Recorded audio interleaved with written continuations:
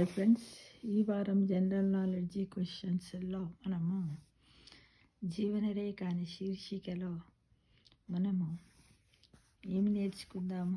భారతీయ సాంప్రదాయాలు, క్రోమోజోములు, జన్యువులు మరియు సంబంధాల గురించి తెలుసుకుందాం ఫ్రెండ్స్. అవేంటో ఇప్పుడు నేను మీ ముందు ఉంచుతాను.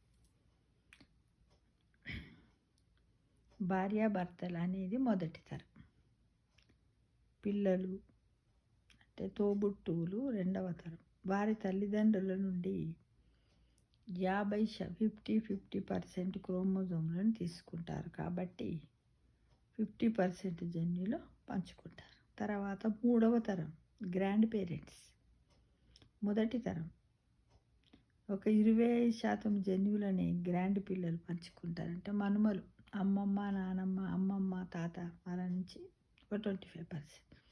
ఇక నాలుగో తరము 12.5% జన్యువులనే పంచుకుంటుంది. తర్వాత ఐదవ తరము 6.25% జన్యువులనే పంచుకుంటుంది. ఇక ఆరవ తరము 3% జన్యువులనే పంచుకుంటుంది. ఇక ఏడవ తరము 1.56% జన్యువులను పంచుకుంటుంది. ఎనిమిదవ తరము షేర్లు 1%, అంటే మొదటి తరము జన్యువులు అన్నమాట. ఓకేనా ఫ్రెండ్స్? అయితే భారతీయ సాంప్రదాయం ప్రకారం మూలం అంటే మొదటి తరము కుటుంబ సంబంధాలు కజిన్స్ నుండి 7వ తరం వరకు లెక్కించబడతాయి. పిల్లల్లో పుట్టుకతో వచ్చే వ్యాధి వచ్చే అవకాశం ఉన్నందున 7వ తరం వరకు కుటుంబంలో వివాహాన్ని ఇంతకుముందు ప్రోత్సహించేవారు కాదు.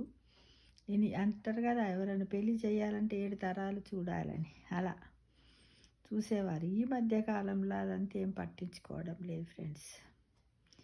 8వ తరం నుండి ఇది కుటుంబముగా పరిగణించబడదు, ఎందుకంటే 1% జన్యువులే పోతాయి కాబట్టి వాళ్ళకి సంబంధించినటువంటిది ఏదైనా ఉన్నా కూడా అంత దూరం పోదు. అది ఓకేనా ఫ్రెండ్స్?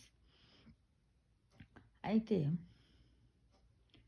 అందుకే భార్యాభర్తల సంబంధము 7 జీవితాలుగా చెప్పబడుతుంది. దాన్ని ఏమంటారు హిందీలో? సాత్. మూడు తరాలను సపిండ అని పిలుస్తారు. అక్షరాల అర్థము ఒకే అన్నం ముద్ద నుండి అని అర్థం. సపిండ అంటే ఒకే అన్నం ముద్ద నుండి. దీనికి కారణము ముగ్గురు సమీప పూర్వీకులకు ఒక ముద్ద అన్నము పెట్టడము, మరియు 4 నుండి 7 వరకు అవి సపిండి కాదు, బావుబందకి. అంటే కొన్ని పూజలు చేసేటప్పుడు పండితు 3 తరాల పేర్లను పెట్టమని మనలో కొందరు గుర్తుంచుకుంటారు. ఏంటిది? మామూలుగా మన తల్లిదండ్రులకు, పితృదేవతలకు పూజ చేసినప్పుడు 3 తరాల పేర్లను అడుగుతారు ఫ్రెండ్స్.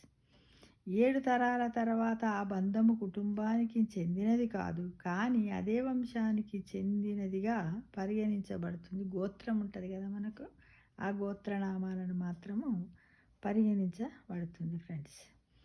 అయితే పై సమాచారం చాలా సాధారణమైనది, కానీ అరుదుగా అర్థం చేసుకుని కొన్ని సాంప్రదాయాల వెనుక ఉన్న తర్కాన్ని, అంటే ధర్మాన్ని, శాస్త్రాన్ని అర్థం చేసుకోవడంలో ఇవన్నీ సహాయపడతాయని నేను ఈ వీడియోని మీ ముందు ఉంచుతున్నాను ఫ్రెండ్స్.